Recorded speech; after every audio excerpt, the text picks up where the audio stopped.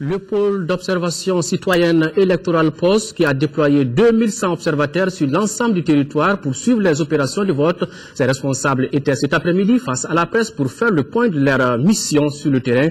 Suivons ce compte rendu de Nouhoum Sissoko. Le pôle d'observation citoyenne électorale POS se réjouit de l'amélioration des conditions du vote au second tour de l'élection présidentielle. Dans 90% des bureaux de vote, les observateurs ont considéré que les bureaux ont ouvert à l'heure et le matériel électoral était présent. Donc c'est un taux de satisfaction de 90% sur l'ensemble du territoire par rapport au déroulement des opérations de vote, par rapport aussi au taux d'ouverture des bureaux de vote.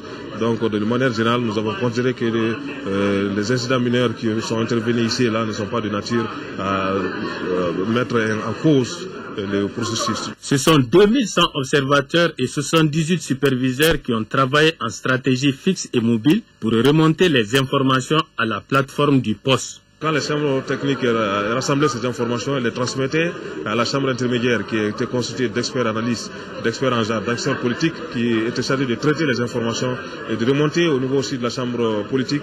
Et donc ça va être la troisième chambre qui était constituée d'experts de sommité de la société civile malienne. Les données recueillies sur les dysfonctionnements et insuffisances permettent aux structures en charge des élections d'intervenir en temps réel. Le POS recommande la relecture de la Constitution, de la loi électorale et de la charte des partis politiques pour les adapter aux réalités maliennes.